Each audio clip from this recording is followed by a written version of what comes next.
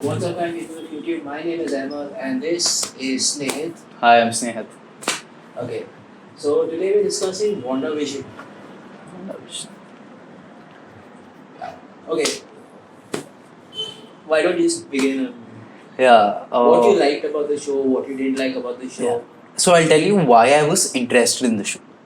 Because during Endgame, there is this brief moment where Wanda just like takes Thanos, Yeah. and she's almost about to rip him apart, and then Thanos calls for hellfire and everything breaks loose. And Yeah.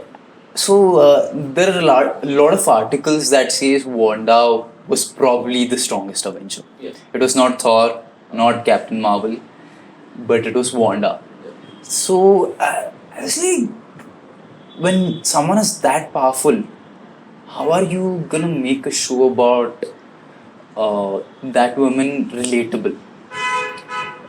So that was very interesting for me. So that's what intrigued me about the show at first. I mean, before we talk about the show in general, I also want to discuss Wanda's journey from the first time she is introduced in the Second Avengers, Age of Ultron. Age of Ultron. Yeah. And her journey from Age of Ultron to Endgame, and then her journey in Wandavision. Yeah.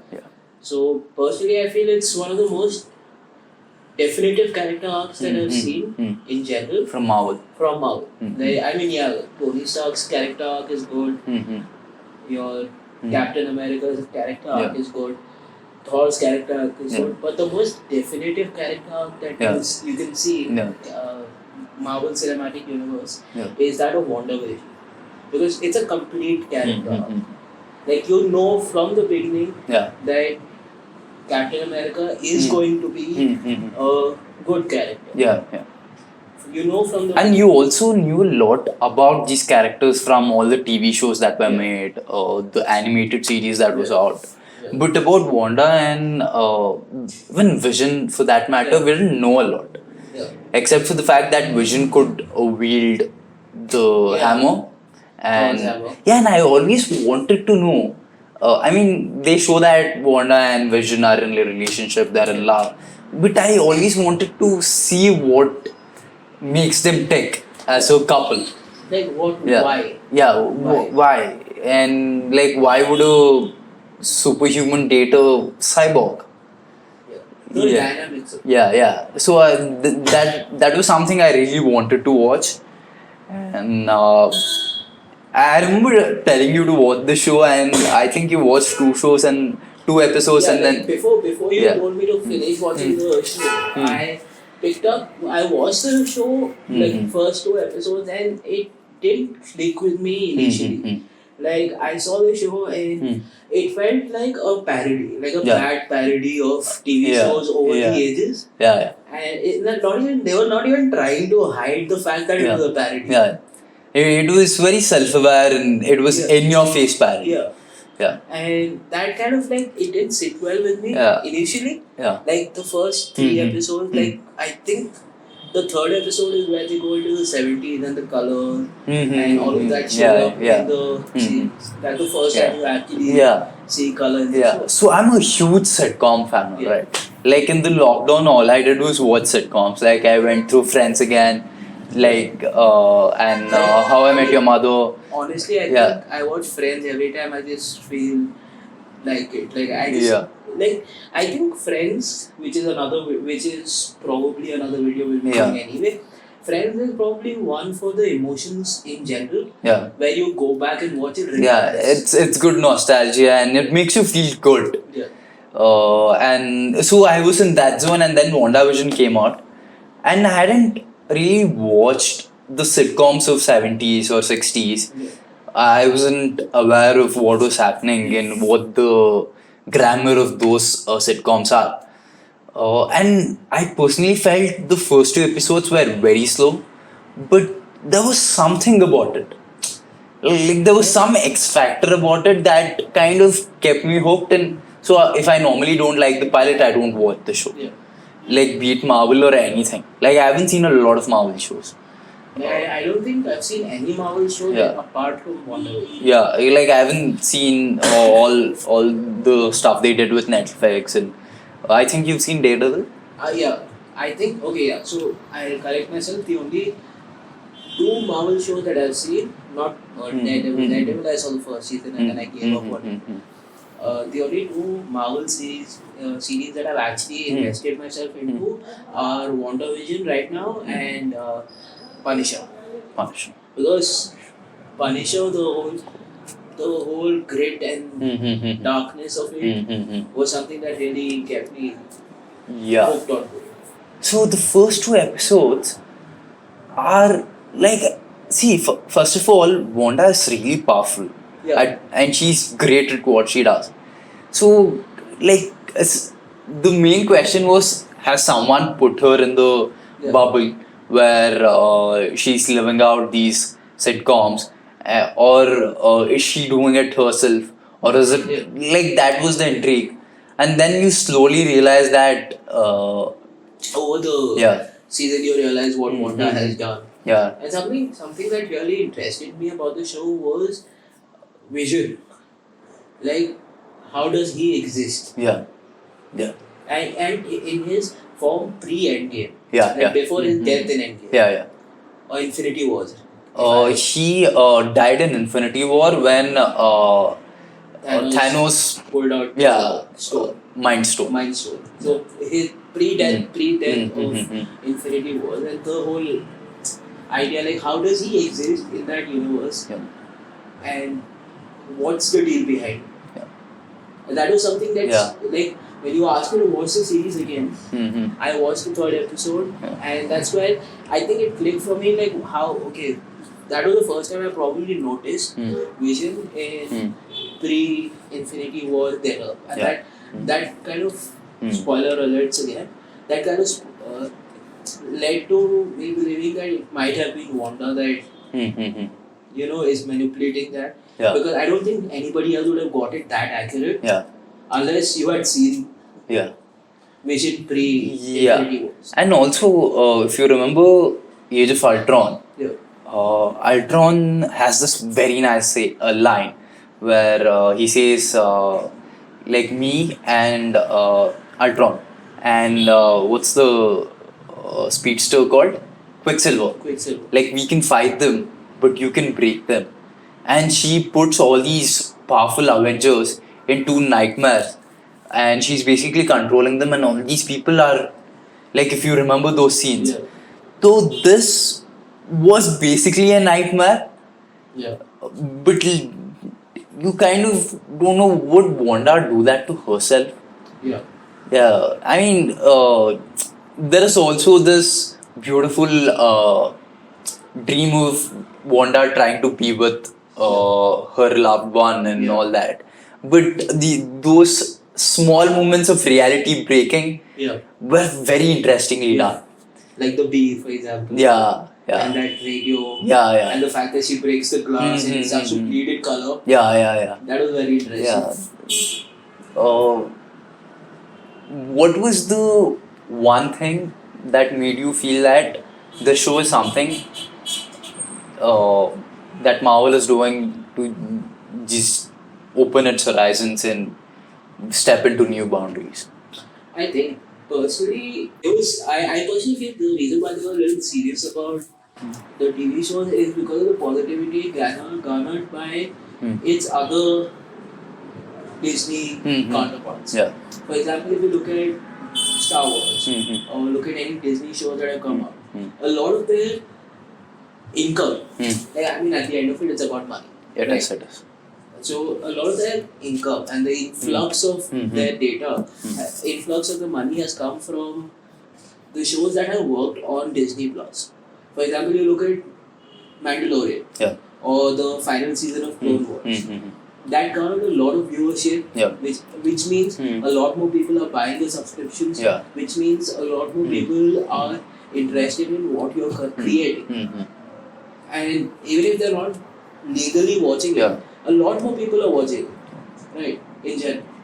So, and for a multi-billion-dollar franchisee, during the lockdown, I don't think they had a lot of releases. No. They had none. They had- So WandaVision was the one show that was generating revenue. Exactly, and Yeah. I think that coupled with the release of the prolonged idea Yeah. of Falcon and the Winter Soldier Yeah. and Loki's trailer, all of this kind of made me understand that I think they also realized that the movies are getting a little oversaturated, Yeah. and it would be better if they release it as TV shows, Yeah. where they can do one crossover a year Yeah. and go ahead. And they also get a lot of time with these characters. Yeah. I think Marvel's I don't know, selling point or USP has always been the characters. Like people really relate to the characters, and they're played by such wonderful actors. Yeah. So for me, to like jump out of your seat moment was when the doorbell rings and you see Quicksilver from the X-Men there. Yeah. And I was like, oh my god, are they actually doing that? Yeah, like that moment gave me a little bit of chill because I've seen all of the X-Men films, right? Yeah. And I think you as well have grown up on the X-Men films. Yeah. That was our first interaction with Marvel Cinematic Universe, Yeah. apart from the original Spider-Man that came out. And also heroes teaming up together. Heroes teaming up together, and the fact that you see that Quicksilver in the 80s episode when like do you realize the detail that they put in even the 80s episode, I think his first appearance, and the film that he showed up in was also set in the 80s. So the amount of detail and thought behind it was quite amazing, and I think that's and all those I think he has 2 or 3 standout scenes in the X-Men universe where everything goes in slow motion and oh my god, like I remember watching it in the theater for the first time and people started hooting, bro. Like it's some mass film and like this guy is doing all that and it was just crazy. Especially the one where he breaks out Magneto from the jail that he's from the jail, That scene was brilliant. And then when he goes to the school, Xavier's school of gifted children, and he sees that going to blow up. Then you see the whole scene not in real time. But in Quicksilver's time. And that makes you realize how fast he was. And like compared to this Quicksilver we saw in the X-Men universe, the Quicksilver in Marvel universe was a bit of a disappointment. Yeah, like he wasn't very quick. Like what did he even do? Like this guy is basically supposed to be the Flash of the Marvel universe, right? He took a bullet in the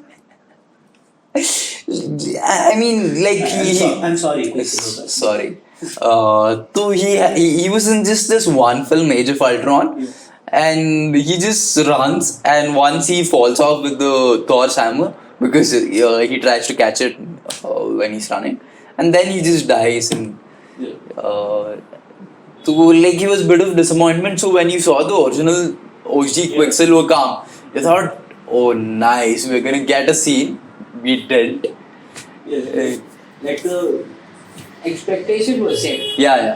Right. Yeah. So they didn't know anything about what do you think about the villain of the show?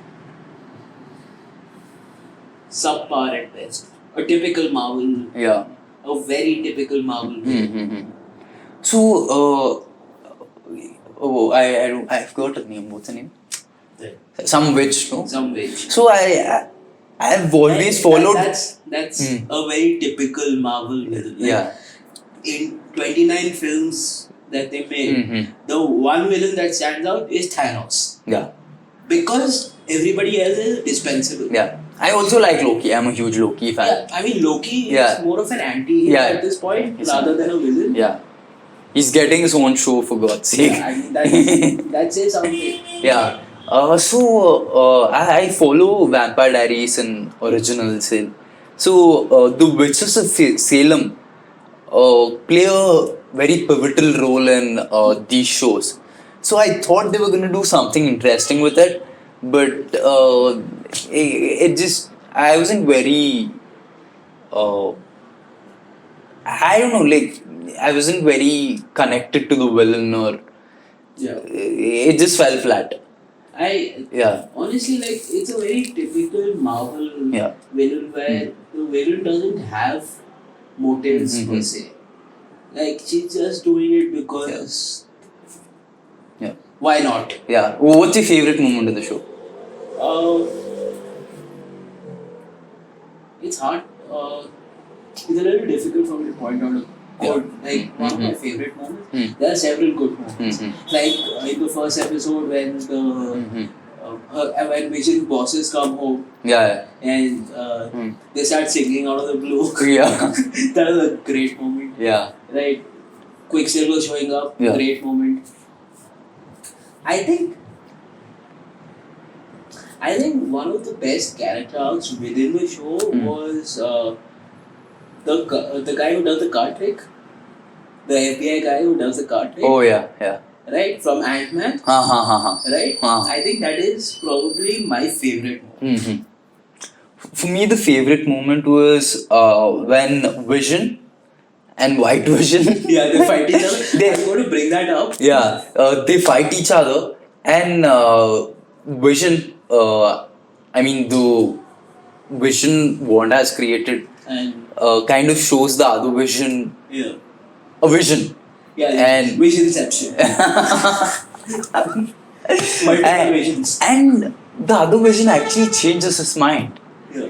And he doesn't Dr. Manhattan on the fight. Yeah, and it disappears, and that's always been my favorite part about Vision, because if you show Vision that whatever you're fighting for is not right, and if you give him a logical explanation, he's the only superhero who's gonna probably listen to it. Yeah. Tony Stark is not gonna listen to it. Cap is like, no, I'm too self-righteous for this shit. No, but I started fighting now. I can't. I can't go back now. Like, I can't give up on this fight. I need to defeat this guy. Tony Stark is like, my ego is too big for this. I have to win this fight. Thor does not give us. Yeah. Thor does not give a flip. Yeah. Thor will just smash through logic and swing his hammer and get the one more beer. Yeah. But Vision, one of the reasons Vision was able to wield the hammer was because he is the wisest of them all. Yeah. And he was always been. Even without the Mind Stone, when he finds out that Wanda is doing this to keep all these people in a bubble, he's the first one to kind of go against Wanda and bring it up. It slowly starts dawning on him what Wanda is doing. Each episode there are certain things that don't fit in. Yeah. And the fact that it kind of clicks for him. Yeah. Right? Each episode there's something that works for him, there's something that don't work for him. Yeah. And in that he kind of puts it together. Yeah. And what do you think about people telling that Wanda was the actual villain of the show and the witch was just a stand-in, and this was the journey of Wanda becoming the Scarlet Witch? Spoilers, guys. And what do you think about that? I don't know if Marvel will take such a risk. I mean, that is probably true, and it might be what the first idea would have been behind the Scarlet Witch. How do you take Wanda and actually make her Scarlet Witch from the comics? Right. Yeah, so the one who don't know, in the comics, Wanda is technically Scarlet Witch. Sure. So that is initially what her story arc is. But I mean, from a writer's standpoint, I doubt that's what the writers were going. I think that was the writers dealing with Wanda's grief. You also have to understand how much Wanda has gone through herself. Losing her parents, then losing her brother, and then losing the one person whom she loved. Not once, twice. That and the fact that she's a superhuman, she's a superhero, and she can't save them. Yeah. Makes her all the more helpless. Yeah, and the fact that in the first film you see how much she's manipulated. Yeah. Like the reason why I actually wanted to bring that up in the first place was the initial part of it. Like when she's actually introduced, you see the amount of manipulations done by Hydra and the kind of experiments done on both of them, and that all of that comes out. That has to come out someplace, right? It has to come out some way or the other. And I think that was just her grief. But what if you were one of the guys who lived in the city? What is the city called? What is the town called? Okay, whatever it is called. Whatever the town. Yeah, but what if you were one of the citizens and Wanda had enslaved you to be these robots who just do things in loop, and don't you think it's too much collateral? Yeah, it is. I mean, but then again, that's something that a lot of these superhero films in general, superheroes things have, superheroes in general have to deal with. Collateral. Like, I mean, you look at any superhero film, like okay, look at the first Avengers film. Look at the amount of collateral done by the Avengers. And then you compare that to what Wandavision. The collateral isn't as extensive as it was in Avengers. But at the same time, there is a lot more psychological damage to the people that are living there. And also, in the Avengers, we saw an alien army coming to destroy Earth. Here, it was a hero, an Avenger, who enslaved an entire town and made them do her bid. I think that's what makes it interesting. Like, how are you going to deal with it? Whose side are you on? Yeah. I also think with the whole with Wandavision and Falcon and Winter Soldier, I think these people are going at an angle where one country is revolutionary, is another country is one country is terrorist, is another country is freedom fighter. Like it's all about perspective and where you stand. I mean, if you look at it that way, it's about perspective. If you are one of the citizens from Wanda's town, you do not like her. Yeah. But if you look at it from the outside, like how the FBI were looking at it from the outside, you realize that it's a different scenario altogether. You're less worried about the people in the town, you're more worried about what she will do if she gets out of hand. You're more worried about the overall damage she will do. They're basically treating her like the Hulk. Yeah. And trying to contain her. So judging by how powerful Wanda is right now, it's quite possible she can do it on a much larger scale. Right now, there's a town. Tomorrow morning, she wakes up and says, okay, LA is going to be my Playground. Like, I'm going to do the wrecking ball over here. Can you imagine what she can do with that entire city? Yeah, and now that she was the strongest Avenger, arguably, in Endgame. And now with all the power she's taken from the other witch and all that she's studying, she's definitely one of the most powerful characters in MCU right now. I mean, no offense to Captain Marvel fans, but I don't even think at this point Captain Marvel has a point in MCU.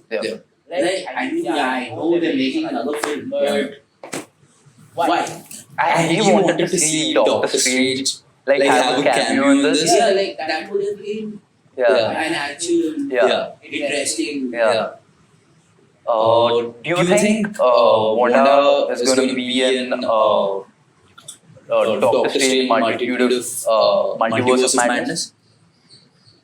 I think she would. Like, I think there is a universe out there where she's happy and powerful, and probably that version of hers or probably even the one that is there right now, where probably that leads to the second season of Wandavision, where she goes under Doctor Strange, learns how to deal with her powers, because at this point Doctor Strange is quite powerful. Okay, who do you think would win a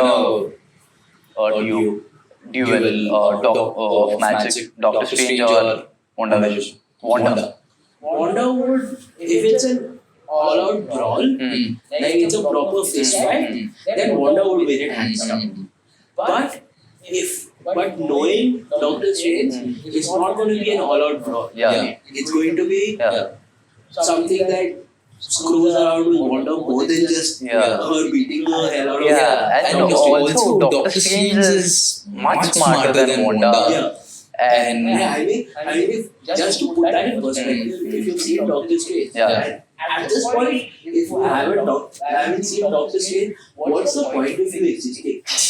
Right? Bro, Doctor Strange was like an acid trip, man. It was like Inception. On Thanos. On multiple drugs. It was just crazy. So like if you see Doctor Strange and you see the final battle between Dormammu and Doctor Strange, he's getting wrecked. Like Doctor Strange is getting wrecked. But he set the time stone in such a way where it's on a loop. It's on a loop to a point where Dormammu is going, you know what? Like keep you Earth and go find some other planet for now. I'll find another planet to haunt. So I would really like to see a team up or even like a fight between Doctor Strange and Wandavision. No, but I would personally like, this is something that I would like to see is Scarlet Witch taken under Doctor Strange for a bit. To own her skill as a witch. So who do you, now that we have all these super powerful characters in the MCU, including your favorite Captain Marvel, who do you think is going to be the next big villain? Like even Thor is super powerful now. Like with that axe of his. I mean, the most logical thing to do right now is to, for me, if you go to a comic book villain that surpasses Thanos. And I think they actually started setting that up in the Guardians of the Galaxy 2, Volume 2, where they show the creators, Adam, and they show that scene. I think they have been planting those scenes from Adam Waller.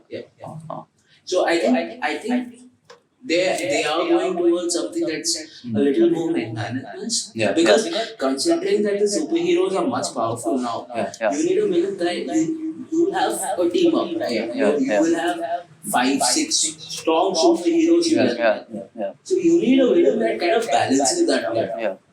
Like with Iron Man, with Tony Stark's Iron Man, with Captain America, with the Hulk, and Hawkeye, Scarlett Johansson's character, Black Widow. I'm not getting Black Widow, I'm getting something. Widow. I'm just getting Widow in my head. Widow. Who's Widow? She's like Black Widow. Like, those characters were strong, but Thanos was probably their only villain that they could match. So they need something more out of this world.